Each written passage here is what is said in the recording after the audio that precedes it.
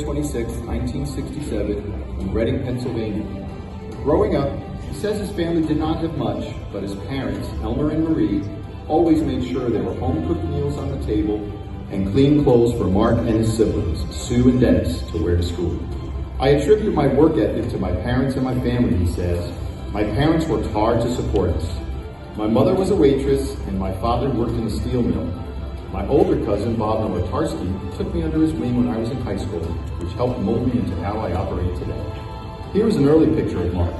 We can't confirm this, but it's quite possible he's working out a future licensing deal for an RM Polymer seasonal wash.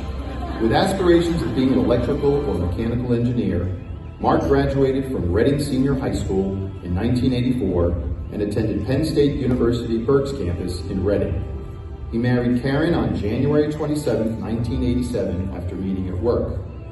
There isn't a photo from the event because Mark tells us they chose to forego a big wedding and instead put the money into building a new house. Together, they have 4 children, Brett, Laura, Anthony, and Ryan, and 3 grandchildren. Here's the family inside the courtroom in 1997 after adopting Anthony. And here's the entire extended family celebrating the adoption of Ryan 2 years earlier. Mark says that at the end of his career, he hopes people remember him as a family man first and foremost.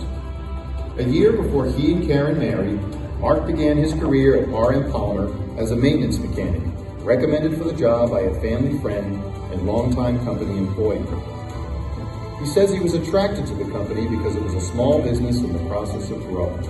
In his first 10 years with the company, Mark progressed as a mechanic, and by 1996, he was a production supervisor when he was approached by company owner and 1991 Candy Hall of Fame inductee, Rich Palmer Jr. Rich offered then 29-year-old Mark, who had aspirations of tackling larger engineering and management assignments, an opportunity to commission a new molding line that a previous vendor had failed to properly bring online. Mark says this is one of the most memorable moments in his career. In a matter of 3 months, our team increased line production by 200% and produced a new decorated chocolate product. It truly changed my life, he says. He goes on to point out that Rich has had the greatest impact on his career. He has taught me so many things through the years. We have a great relationship through the good and the bad times. I will never be able to repay him. Following this success, Mark took on increasingly more responsibility at the company, being named Director of Continuous Improvement in 1998 and moving up to Director of Production Services in 2001. By 2002, Mark was plant manager at the company's Wyomissing facility and moved from Assistant Vice President of Operations to Vice President of Operations by 2003. Today, he is Executive Vice President of Operations and Chief Operating Officer. We say what we do and we do what we say, Mark points out, adding, "It's as simple as that. Our integrity is the most important aspect of our business." Here we see what Mark calls the RM Polymer 2019 Sales Dream Team. They appear to be a very serious bunch, and one is making a questionable fashion choice. As Mark's career advanced, so did his involvement in the industry and his community. He joined the NCA Board of Directors in 2008, serving until 2011, and was named to the board again in 2019. He has also spent time on the association's Public Policy Committee, Ruby Award Selection Committee, and the Candy Pack. A regular participant in NCA's Washington Forum for more than 15 years, he was recognized in 2019 by the association as Advocate of the Year, recognizing his dedication to publicly supporting the confectionery industry. In 2020, Mark was nominated for the Kettle Award. In the local community, Mark sits on the Berks County Workforce Development Board and chairs the group's Worker and Training Committee. Here we see a JV high school basketball team he coached to a championship in 1990. He is on the Greater Reading Chamber Alliance Board of Directors and has served on the Greater Reading Chamber of Commerce Board for nearly 20 years, holding various committee posts.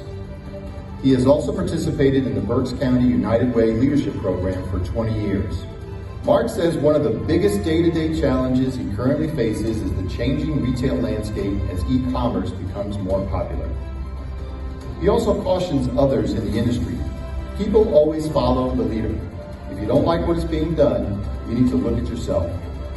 Building our company into one of the top contract manufacturers of chocolate in the country, having employed thousands of people with great benefits and family-sustaining wages through all these years are some of the accomplishments I'm most proud of, he says. He encourages industry members to be more involved to assure the category's continuing success. Shown here with Sweet Candy's Rick Kay and Just Born's David Yale, Mark says, "I have met incredibly great people in our industry." And he urges others, network, participate in the NCA and industry events, but more importantly, create something that is fun and different that makes you stand out from the rest. He acknowledges that he and R.M. Palmer play just a small part in the industry, but he is gratified to know that they are making a difference. Our industry is incredibly important to our state and local community, he tells us. We have a responsibility to ensure we maintain these jobs that serve not only our employees, but other businesses throughout our communities. We are pleased to welcome 1991 Candy Hall